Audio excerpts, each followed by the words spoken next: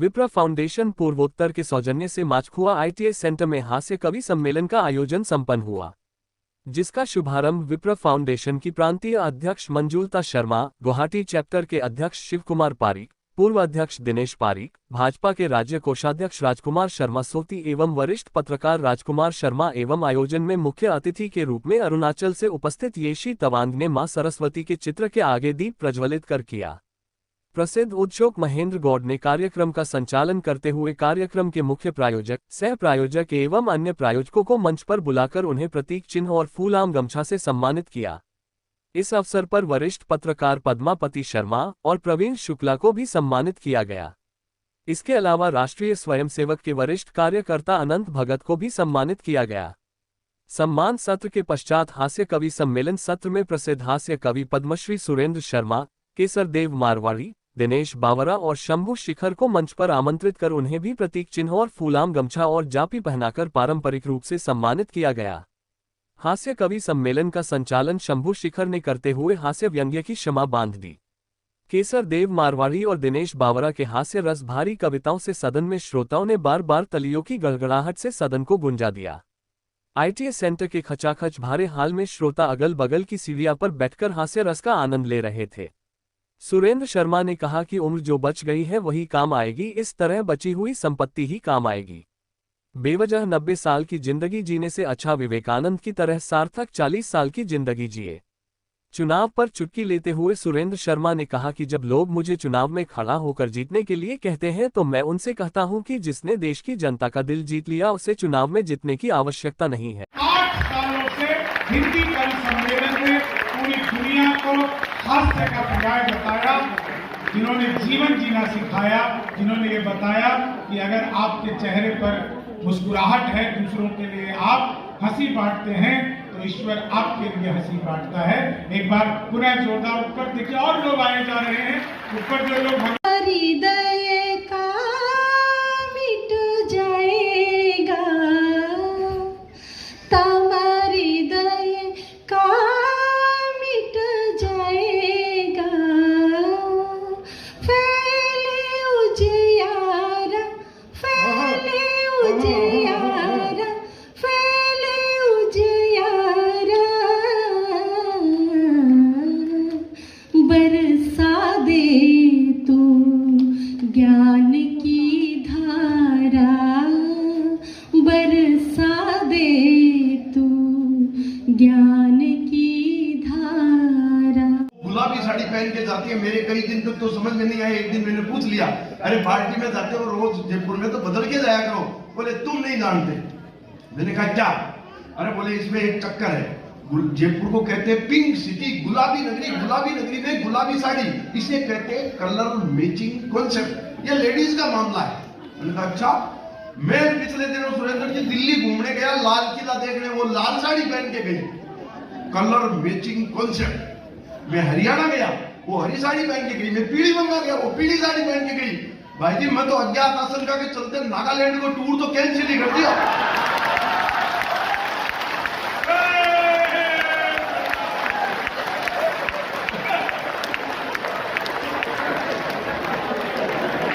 अच्छा, नेता को जाना भी चाहिए क्योंकि सबसे ज्यादा पाप आज की तारीख में अगर कोई करता है तो वही लोग करते, तो जाना चाहिए। हमारी वित्त मंत्री भी गई जिन्होंने कल बजट पेश किया, तो जैसे ही डुबकी लगा के बाहर आई तो एक नागा बाबा दिख गए।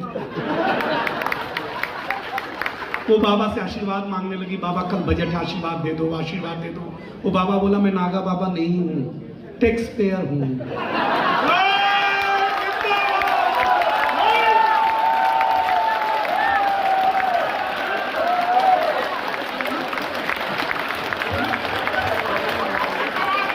आसाम जाना जाता है बांस के लिए।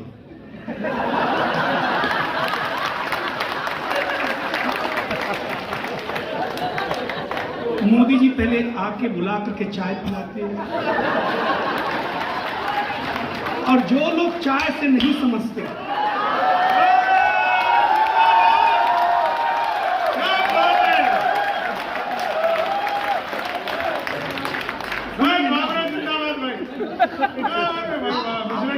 जो रिश्ता है ना मोदी जी का यहाँ। वो दुनिया में कोई है ही नहीं।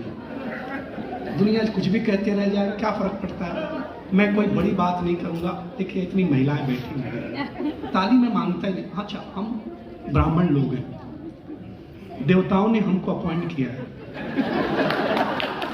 हमारे बिना न कोई स्वर्ग जा सकता है, न हमारे बिना कोई नरक जा सकता है। हमारे बिना कोई जा ही नहीं सकता है। हम क्या हैं? अच्छा, हम मंत्र कैसा भी पढ़ दें, कोई भी पढ़ दे, हमारे पे जो बिलीव है ना, बेटे को छोड़ करके जजमान इतना भरोसा करता है हमारे पे। ब्राह्मण मतलब क्या बात है यार, कमाल का। विप्र फाउंडेशन को बधाई। बधाई इसलिए नहीं कि विप्र फाउंडेशन, विप्र होने के बावजूद भी इतने धनी लोग आपसे जुड़े हुए हैं।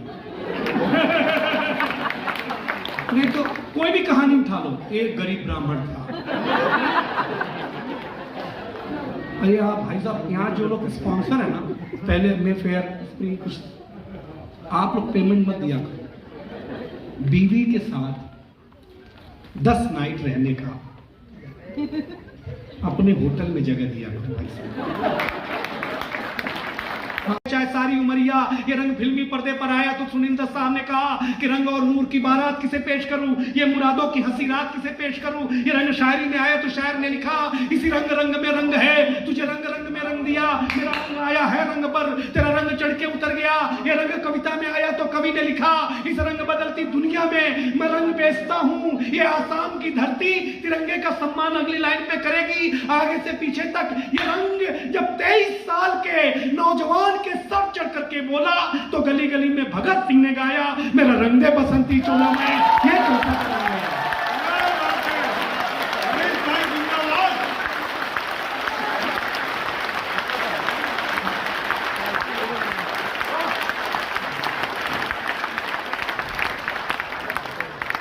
पाकिस्तान न अमेरिका न इजराइल से है।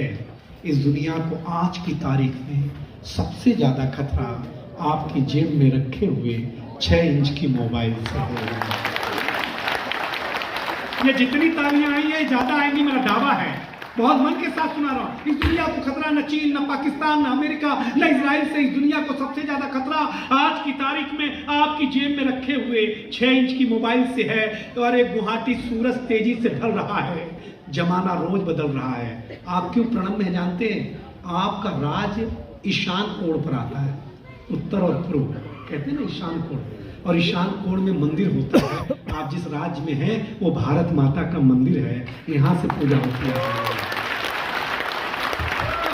दुनिया को खतरा न चीन न पाकिस्तान न अमेरिका न इजराइल से, इस दुनिया को सबसे ज्यादा खतरा आपकी जेब में रखे हुए 6 इंच की मोबाइल से है। सूरज तेजी से ढल रहा है, जमाना रोज बदल रहा है। एक संत ने टीवी पे प्रवचन देते हुए कहा कि अगर आप मोह माया से दूर रहना चाहते हैं तो मुझे लाइक कीजिए। हाँ? पहले साधु संत हिमालय से आते थे, 20 साल तपस्या करके, करंधाओं से आते थे। समझो भैया, पहले साधु संत कहां से आते थे? गुफाओं से, जटा बढ़ी हुई आते थे कि नहीं आते थे? सारे साधु संत तपस्या करके 50-50 साल गुफाओं से निकल के आते थे।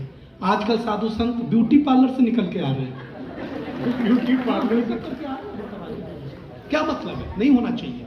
तपस्या करके बनिए महात्मा, आपका रंग नहीं देखा जाएगा, रूप नहीं देखा जाएगा, ये विप्र समाज आपके चरणों में पड़ा होगा। मैं दावे के साथ कहता हूं, हमारा चरित्र बड़ा होना चाहिए। हमारा चेहरा तो दुनिया के लिए कुछ भी नहीं है। सूरज तेजी से ढल रहा, जमाना रोज बदल रहा। एक संत ने टीवी पे प्रवचन देते हुए कहा कि अगर आप मोह माया से दूर रहना चाहते हैं तो मुझे लाइक कीजिए, साथ में मेरा यूट्यूब चैनल सब्सक्राइब कीजिए। आज नहीं तो कल होना चाहता है। साधु हो, संत हो, महात्मा हो, हर कोई वायरल होना चाहता है। इस मोबाइल की दुनिया ने कमाल कर दिया है, हमारा बुरा हाल कर दिया है। पहले मेरा बच्चा घर से बाहर जाता था तो मेरा जी घबराता था, घड़ी पे नजर रहती थी, समय पे नहीं आता था तो मैं पड़ोस में पूछने चला जाता था। लेकिन अब मैं लाचार हूँ, बेकार हूँ, क्योंकि खुद के ऊपर खुद का बस नहीं चल रहा है। मेरी आंखों के सामने मोबाइल मेरे मुझे वरदान मिला है कि जो मेरी बात पर ढंग से ताली नहीं बजाता वो अगले जन्म में घर घर जाकर ताली बजाता है।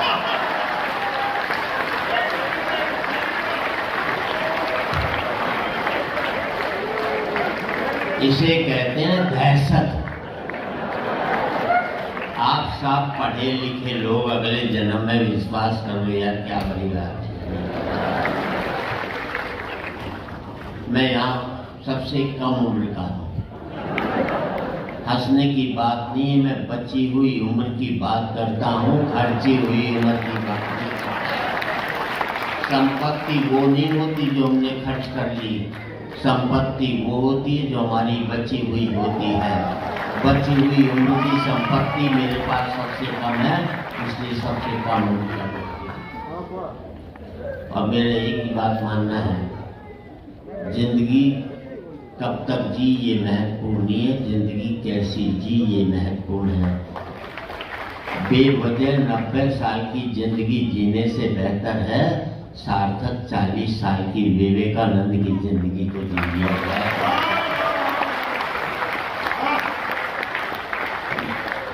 अब तो इसकी जरूरत नहीं है, लेकिन उसी ने मुझे खंडर बना दिया।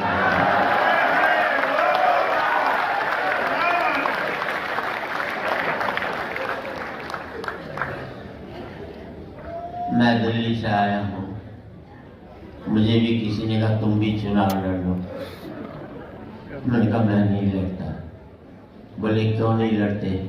मैंने कहा यार जब देश की जनता को हमने प्यार से जीत लिया हो तो हमें लड़कर जीतने की क्या जरूरत? हम कलाकार लोग तो प्यार से जीते, हमें कभी लड़कर जीतने की जरूरत नहीं पड़ी। क्योंकि मैं राजनीति पर ज़्यादा नहीं कहता हूँ, क्योंकि इस देश में सत्ता बदलती है, व्यवस्था नहीं बदलती। चेहरे बदलते हैं, चरित्र नहीं बदलता। मुखौटे बदलते हैं, मन नहीं बदलता। हम राजा का चेहरा बदलते हो, अपना चरित्र कभी भी नहीं बदलता इसकी दुनिया। कब 4 पंक्ति देना चाहता हूँ, कोई फर्क नहीं पड़ता इस देश में राजा रावण हो या राम। जनता तो बेचारी सीता है, रावण राजा हुआ तो वनवास से चोरी चली जाएगी, और राम राजा हुआ तो अपनी परीक्षा के बाद फिर वनवास पर भेजेगी। और कोई फर्क नहीं पड़ता इस देश में राजा कौरव हो या पांडव, जनता तो बेचारी द्रौपदी है। कौरव राजा हुए तो चीरहरण के काम आएगी, और पांडव राजा हुए तो जुए में हारती है। और कोई फर्क नहीं पड़ता इस देश में राजा हिंदू हो या मुसलमान, जनता तो बेचारी लाश है। हिंदू राजा हुआ तो जला दी जाएगी, मुसलमान राजा हुआ तो दफना दी जाएगी। और थोड़ी टिप्स दे देता हूँ मैं आपको। मुझे भी किसी ने पूछा तराजू के एक पलड़े में राम हो और दूसरे में तुम हो तो कौन सा पलड़ा भारी होगा? मैंने कहा मेरे वाला होगा। बात अच्छी लगे तो तालियां। बोले कैसे होगा? मैंने तराजू के एक पलड़े में राम होगा, दूसरे में मैं होगा, और मेरे भीतर बैठा हुआ राम भी होगा।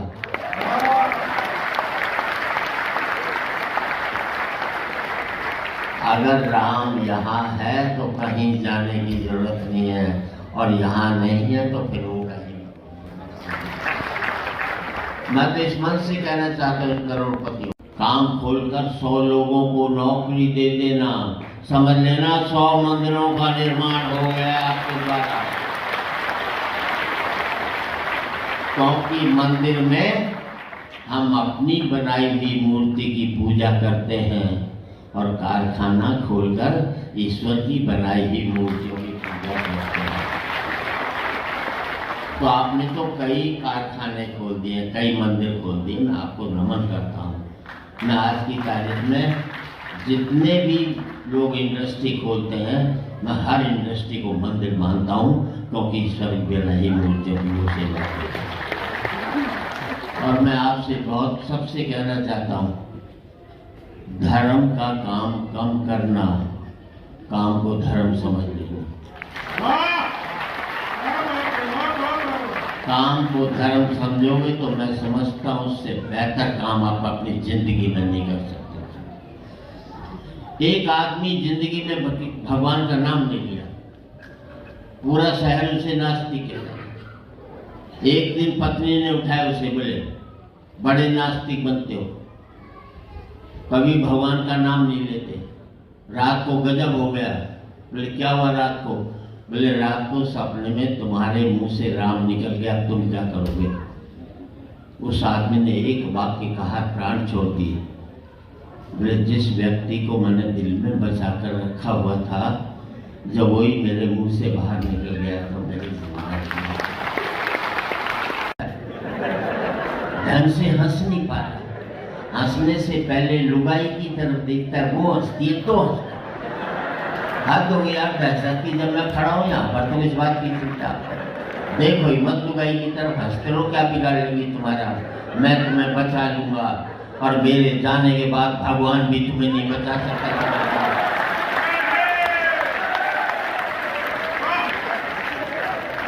अब इतनी महिलाएं साहब, इतना शोषण किया इन्होंने, मरे हम। पूरी महाभारत द्रौपदी जी ने कराई थी, अपना कुछ लेना देना नहीं था। अगली बाल खोल करके बैठी थी बस। उसके बाल बदवाने के चक्कर में इतनी लाशें बन गई जिसका कुछ कहना नहीं। और तकलीफ एक ही बात है, बात अच्छी लगे तो ताली बजा देना। बाद में द्रौपदी जी ने हमें सॉरी तक नहीं बोला। सॉरी बोल चलो ठीक है, गलती हो गई। इस समय हम गुवाहाटी के माछखुआ आईटी सेंटर में बैठे हैं और हमारे सामने हास्य सम्राट केशरदेव मारवाड़ी, जिनके नाम से ही हास्य अपने आप ही निकल के आ जाता है, वो हमारे बगल में बैठे हैं। तो आइए हम इनसे पूछते हैं कि विप्र फाउंडेशन के कार्यक्रम में आप आए यहाँ पधारे हैं, तो विप्र फाउंडेशन के इस प्लेटफॉर्म पर आप क्या संदेश देना चाह रहे हैं? विप्र फाउंडेशन में भगवान परशुराम ने जो दान की परंपरा चलाई है, दान चाहे किसी रूप में हो, आज हंसी का दान हुआ है और सब लोगों के चेहरे खिले हैं। तो विप्र फाउंडेशन ने एक जो कवि सम्मेलन के माध्यम से हर आदमी में उल्लास पैदा करने के लिए जो कार्यक्रम रखा है, मुझे लगता है इतना सफल आयोजन हम रात दिन कवि सम्मेलन करते हैं, सब शहरों में करते हैं, लेकिन विप्र फाउंडेशन द्वारा आयोजित इस गुवाहाटी के हास्य कवि सम्मेलन में आज जो आनंद, उत्साह और जो मज़ा आया है, वो न केवल ऑडियंस को, श्रोताओं को आया, बल्कि हम कवियों को भी बहुत आनंद आया। इतनी अच्छी व्यवस्थाओं के बीच इतने अच्छे ऑडियंस बुलाए और इतना अच्छा कार्यक्रम हमने नहीं सोचा था। आज तो उम्मीद से 10 गुना ज़्यादा अच्छा कार्यक्रम हुआ है। इसके लिए बहन मंजू देवी और उनके विप्र फाउंडेशन के जो युवा कार्यकर्ता है, मुझे अच्छा ये लग रहा था कि जो टीम थी वो पूरी की पूरी नई थी। आज के इस कार्यक्रम को लेकर मैं बहुत खुश हूँ। बसंत पंचमी के दिन माँ सरस्वती की आराधना के साथ ये कार्यक्रम शुरू हुआ, बहुत अच्छा लगा। सर्व समाज से सभी लोग उपस्थित हुए। जहाँ की इस भवन की क्षमता थी, इस ITI माछखुआ की, उस क्षमता से कई गुना ज़्यादा लोग थे, फिर भी इतना अनुशासन और इतना शांति से कार्यक्रम हुआ, बहुत अच्छा लगा। सारे कविगण जिन्होंने लगातार 3.5 घंटे से भी ज़्यादा हमें हंसाया, इस अवसाद के समय में हमें बहुत खुशी महसूस हुई और अच्छा लगा विप्र फाउंडेशन के इस कार्यक्रम को करके कि हम अगर चाहें तो सर्व समाज एक साथ एक मंच पे आ सकता है। वहाँ जगह कोई मायने नहीं रखती है, जगह मन में होनी चाहिए। अगर मन में जगह है तो कम जगह में भी हम सब समाहित हो सकते हैं। वसुदेव कुटुंबम की कम्ब की यही भावना अगर हमारे साथ रही तो हम आगे के सारे कार्यक्रम सभी समाज के बहुत अच्छे से कर पाएंगे। और सारे गुवाहाटी से आए हुए सभी का मैं आभार व्यक्त करती हूँ कि बहुत आत्मीयता से उन्होंने हमारा साथ दिया, आत्मीयता से कवियों को सुना। और मैं उन सब कवियों की, हमारे समाज की, हमारे स्पॉन्सर्स, हमारे टाइटल्स, हमारे सभी जिन्होंने सहयोग किया तन मन धन से, उन सब की आभारी हूँ।